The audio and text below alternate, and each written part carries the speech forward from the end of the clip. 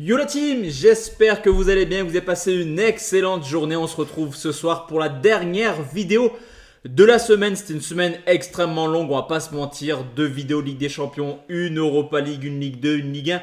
Place maintenant au top match européen après la Première Ligue également. Donc n'hésitez pas, si vous aimez le travail fourni sur la chaîne, à bombarder cette vidéo de barre de like, à mettre également en commentaire vos avis et surtout à rejoindre mon canal public parce qu'au vu du week-end, je te laisse regarder les matchs juste sur ma droite. Ça va être complètement dingue. Bayern, Darmstadt, Barça, Real, PSV, Ajax. En Allemagne, il y a également des gros chocs, Francfort, Dortmund ou alors Leverkusen, Fribourg. Et on terminera tranquillement avec Inter, Roma et Naples, Milan. Donc autant dire que ce week-end sera fou. On va dégainer comme jamais sur mon groupe public sur lequel on est, ça y est, on peut le dire, dépasser la barre des 20 000 membres. On commence tout de suite avec le Bayern Munich qui reçoit Darmstadt comme tous les ans. Le Bayern Munich est en mode un petit peu rouleau compresseur, surtout offensivement. Que vous dire dans tous les matchs de Bundesliga. Cette année, le Bayern Munich a toujours marqué au moins 2 buts. Alors on le sait, offensivement, c'est très beau. Défensivement, c'est un peu plus compliqué. Mais on va rester sur l'aspect offensif. Surtout que Darmstadt est une équipe qui devrait logiquement souffrir de par son inexpérience en Bundesliga.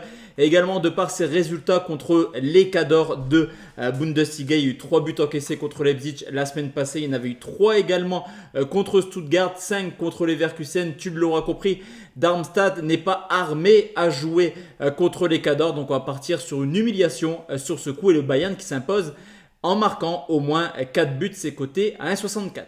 Deuxième rencontre, Barça-Real Madrid samedi sur les coups de 16h. C'est un classico qui est forcément différent par rapport aux années précédentes. C'est vrai que je suis un peu nostalgique des époques Messi, Ronaldo. Les classicos sont moins intéressants, on va dire entre guillemets, mais ça reste un match extrêmement décisif pour le titre. Surtout que les deux clubs réalisent pour l'instant un excellent début de saison. Le Barça est encore invaincu en championnat. Du côté du Real Madrid, il y a certes une défaite, mais il y a surtout 8 victoires et un match nul en 10 rencontres. Une équipe qui est leader du championnat. Donc forcément, le choc, il est attendu. Historiquement, que vous dire, c'est vraiment du 50-50 sur les 5 dernières confrontations.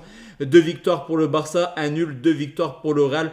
Honnêtement, c'est très compliqué à chaque fois de pronostiquer un vainqueur sur ce coup. On peut également avoir par moment les deux équipes marquent, par moment non. Enfin, c'est un petit peu aléatoire ce genre de rencontre. Donc, je vais me pencher sur 2 joueurs plutôt en forme. Du côté du Real, Bellingham, qui est extrêmement impressionnant depuis le début de saison. Et du côté du Barça, la petite surprise avec sans doute la titularisation de Robert Lewandowski. À mon coup, Xavi le mettra titulaire. Pourquoi pas marquer d'entrée de jeu? C'est possible. Je vais prendre une double chance buteur, Lewandowski ou Bellingham, à jouer quelques minutes avant pour savoir si Lewandowski est réellement titulaire. C'est coté à 1,50 et ça me paraît pas mal. La Juventus reçoit l'Hellas Vérone, vainqueur du côté du Milan AC.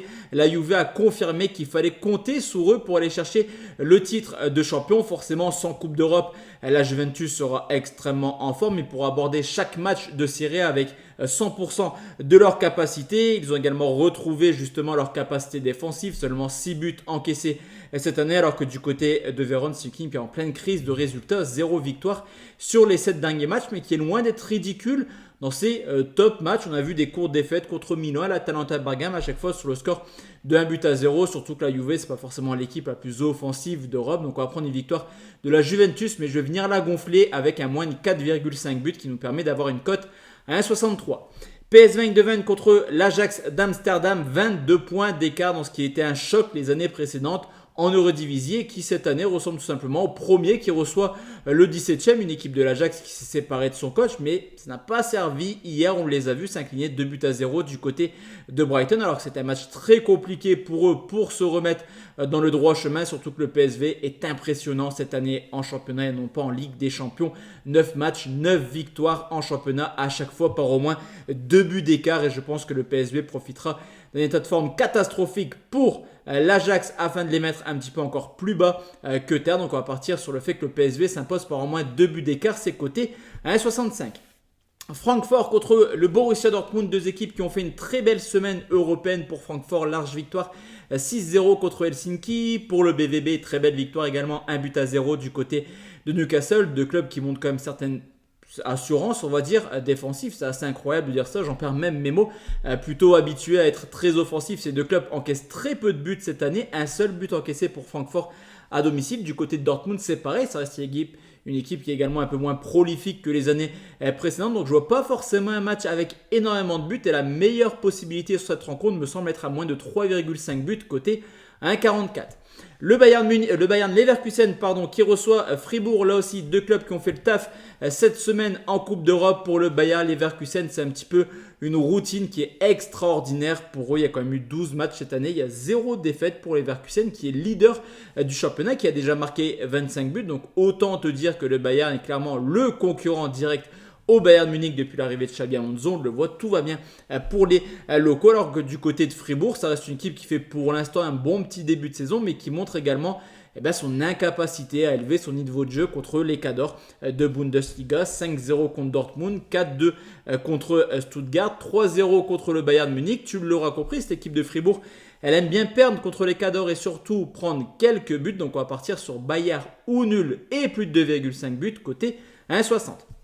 Place maintenant aux deux dernières rencontres spéciales Italie, l'Inter qui reçoit l'AS Rome. Là aussi, c'est deux clubs qui ont fait une belle performance cette semaine en Coupe d'Europe, qui font forcément aborder ce match avec le plein de confiance, surtout qu'en championnat, ça se passe plutôt bien du côté de l'Inter. Une seule défaite contre Sassuolo, il possède la meilleure attaque du championnat. Mais attention, parce que l'AS Rome est plutôt pas mal actuellement. Ils viennent d'enchaîner 5 victoires, toutes compétitions confondues. Il est loin le temps où l'AS Rome galérait en début de saison avec un seul point pris sur les 3 premières rencontres.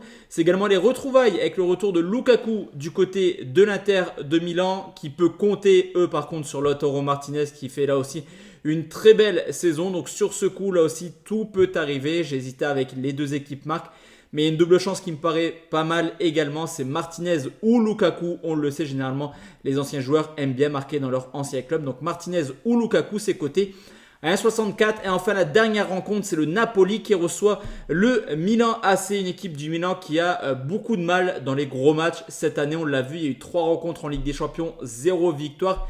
Il y a eu 3 gros matchs en Italie, une victoire contre la Roma, des défaites contre la Juve et l'Inter. Vous l'aurez compris, une seule victoire sur les 6 gros chocs quand même pour le Milan AC. Tout porte à croire que Naples pourrait s'imposer, mais attention parce que historiquement, Milan aime bien venir s'imposer du côté du Napoli. Sur les 4 dernières années, il y a quand même 0 défaite pour le Milan et je ne suis pas forcément extrêmement convaincu par le début de saison du Napoli. Donc on va prendre la cote la plus haute et je vais partir sur nul ou Milan côté 1,48. Donc voici la team, mes 8 avis concernant les top matchs européens de ce week-end. Comme tu l'as vu, honnêtement il n'y a que des chocs, on va dire un peu moins le Juventus et la Vérone, mais sinon ça va partir dans tous les sens. Si tu es encore là à la fin de la vidéo, merci de ta fidélité. N'oublie pas le petit pouce bleu et surtout rejoins mon groupe public pour avoir tous mes tickets du week-end. Excellente soirée à tous et à toutes. Ciao, ciao la team.